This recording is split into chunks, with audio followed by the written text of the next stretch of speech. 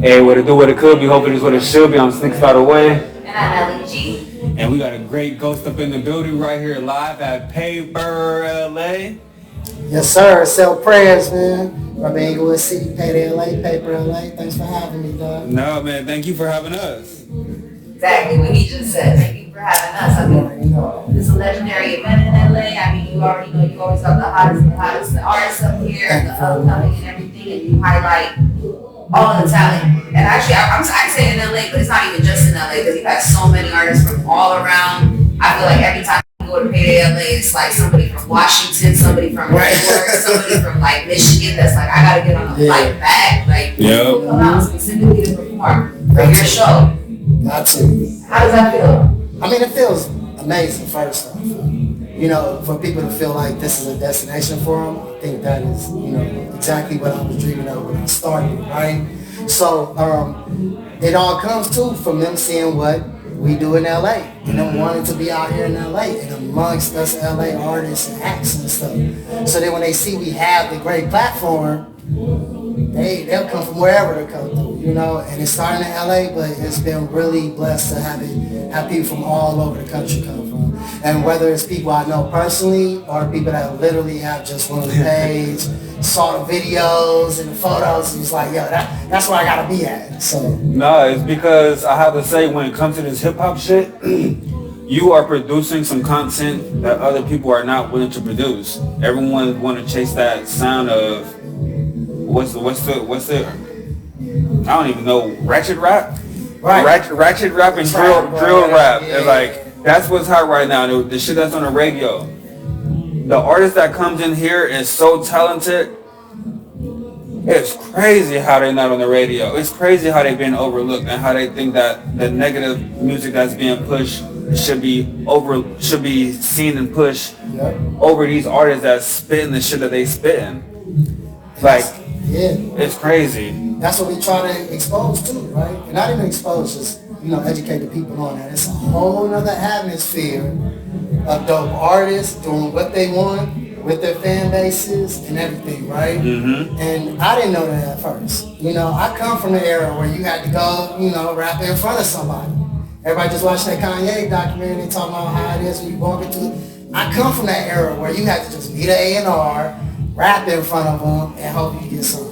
Internet, the blogs, everything, that changed all of that. Social media. So, you know, with stuff like Payday LA, I wanted to give back and give them something where they didn't feel like they had to, for lack of better words, hold themselves out and try to win the lottery to get on. I can literally build my fan base, tell them I'm rocking here, I'm doing this, that, and the third, and build that, you know, that fan base and tell people this way you can come catch me. All I gotta do is set up the location for you. And, you know, it's way better than rocking in a warehouse in a clothing store pop-up or something. So, and that's not where I came from. I used to have a stage and be able to do something every week. So with Payday and with Payper and stuff, that's all we're trying to provide is that platform for you, you know, to increase that footprint. That's a great way that you stemmed into that because Payday LA was one major platform. How and what made you stem into Payper? Well, Payper, we just wanted to expand it a little, right? So Payday is just strictly hip-hop, straight rap, you know, because I felt that's what needed to shine. In LA, it was a bunch of R&B open mics, a whole bunch of other stuff. But rap and quality, you know, stuff to where I don't say showcase and that's an experience, but great place to network, that's what Payday is. And so Payper is just an extension of that to where you want to get some of them Indian alternative R&B singers, and R&B, soul, pop, beat makers, producers. Yeah, people pulling out the SP404s and they beat machines, everything, rapping. My boy Clay Dub, he's a jack of all trades. He gonna sing one time, he gonna spit a verse next time. That boy killing. Right. So that's what we try to do with Payper, is open it up a little bit. Because we get a lot of people like, yo, I would love to get on there, but I do R&B, or I do pop, or I got homies, you know, they rap one day, but now they in a rock band doing alternative rock. And it's still fire, so I'd love to get them on too. So you want to kind of mix it up, but the key is everybody realizes it's still the same. So it's not like no sugar, ain't not like we R&B and comedy, no. It all go together and tell a story. So if you came for your boy or your peoples, artists. You don't come for it all. Exactly. I fuck with that. You say that 'cause one of the artists that we were actually interviewing up here earlier, they were literally saying just that they love how it's a combination of all sounds, but everybody's still vibing. Like even the crowd, it's not like people are like, oh, well, you know, I'll listen to the singing, but I'm not really feeling this one. Like no, they're vibing to each and every single sound that's being put up there because all of the sound is being mixed, but it's being mixed tastefully. Yeah, quantity of quality, right? There you go. We want to diversify, just like you said, it can only be one thing, like some ratchet rap, lack of better term, whatever. But out here, we're going to give you quality people from all over the spectrum. Mm-hmm. From that street person to the backpack person. Yeah. We've had it all, from Problem to Daylight, Nick Grant to Asia, you know what I'm saying, Airplane James to Coast Contra. We get them all, you know what I'm saying? And that's why everybody rock with us, because they realize that we give you that quality that you're not going to find anywhere else, and it's not just one style. Because LA is that damn big, you know, and I harp on how, you know, where being an artist helps me out with this because that's where we came from, and I'm used to that. So it's no way that I would ever have any qualms about putting this artist with that artist. And then what you find out, they all went to school together.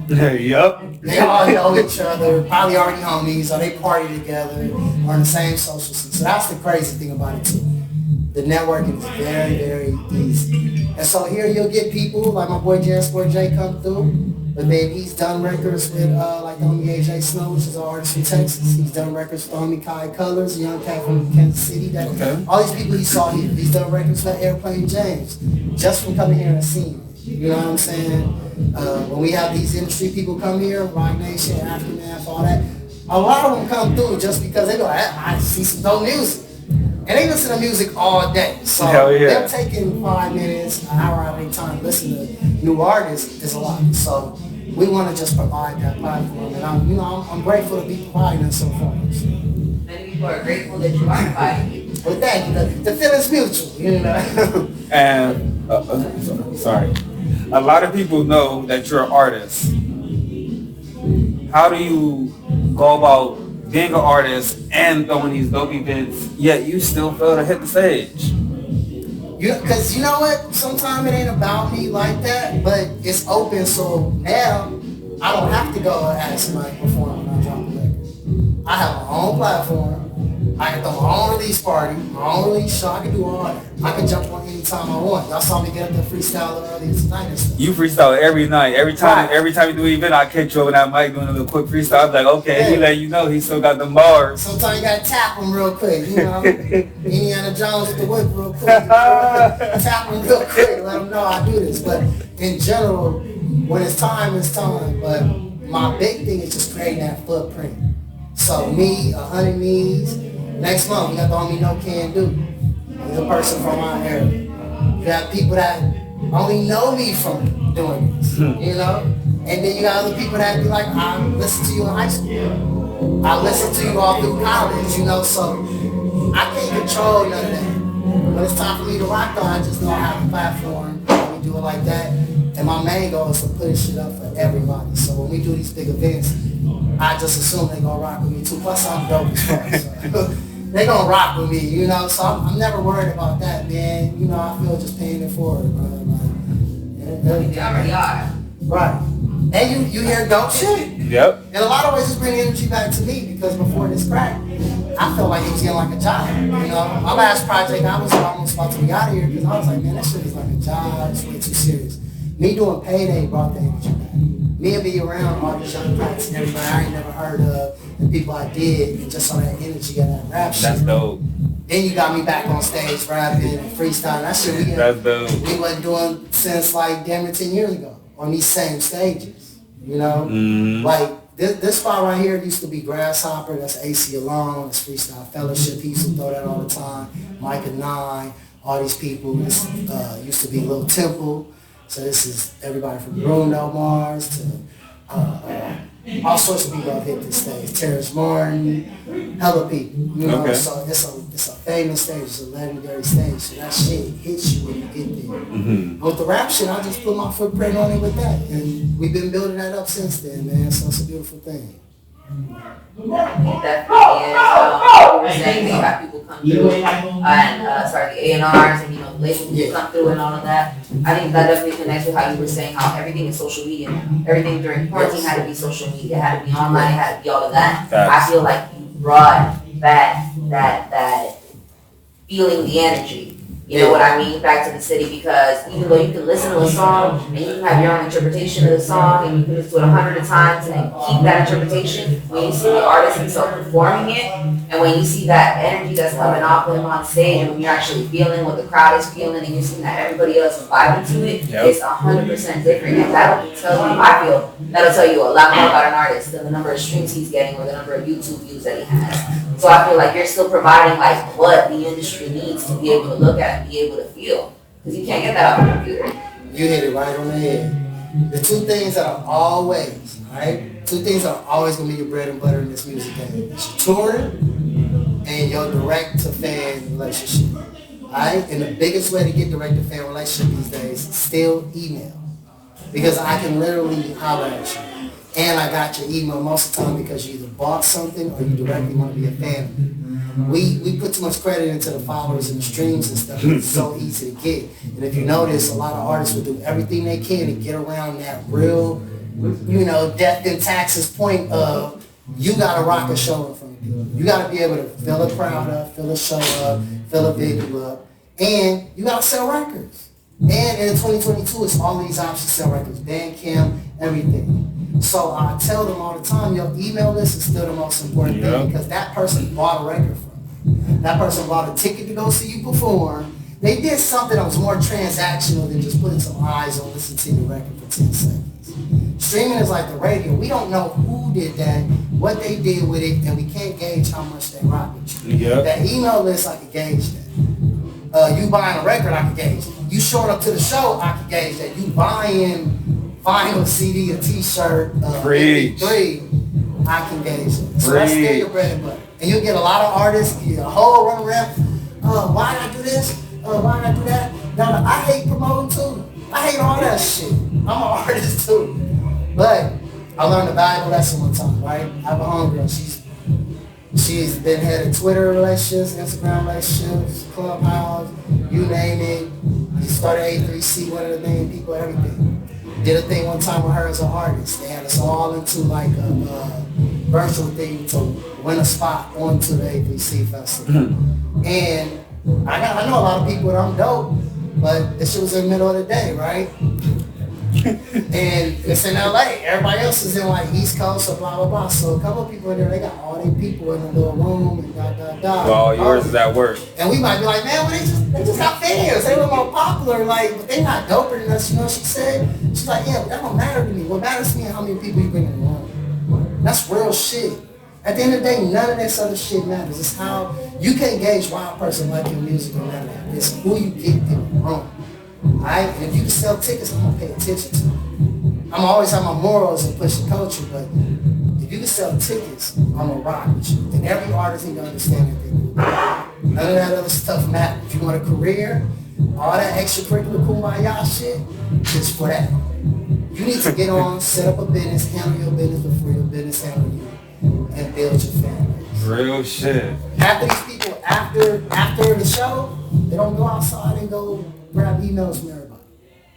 And even now, you'll get to be on followers. We won't follow up. And this followership on email. That email, I can hit your ass every time. So I got a single, I got a t-shirt, so. Even if Instagram gets shut down, even if Twitter gets shut down, Facebook gets shut down, you can still send that email. Right, and I tell them that all the time, man, but we be so caught up on these other things because that cloud and that attention. And it's an attention economy. But the eyes on it ain't paying you. Yeah, so I think every artist, that's what we try to do. When we have people here, we bring these music A&Rs, and I'm being long-winded on it. I'm hitting it real quick, but no, you good. We bring a lot of music tech people to it. So we bring people from Song Trust, Song Trader, BuzzFeed, Apply Deeper Music, all sorts of tech companies, United Masters, everything that will literally come and talk to us. And let them know we have the tools to empower you in 2022. It's payday. It's about getting paid. Pay the dues so you get paid. Whole experience. Yep. Whole experience. Thank you so much. Thank you so much for having us. First and foremost, we are so happy to be here. So happy to be talking all this amazing talent. Like they have so many points of views and different styles and different voices that like it's been great. And thank you so much for keeping us going. You already know. Just for LA, just for the culture, just for hip hop in general, for not even just hip hop as we've seen way farther than hip hop. Right. It's thank you. Definitely salute to y'all too. I appreciate that. Real shit. And you know that's what it's about. It's building this footprint so we get the right people in. Exactly. Right? The right people, because there's Just a lot like of people y'all, that's just doing whatever, but the right people are not getting seen like they need to be. So we gotta make sure that that's on us, right? Yep. So, you know, more shit like this, more interviews and content that they give from the right sources, that's what it is. I appreciate y'all. Thank you. No, we appreciate you. Thank you so much. All right.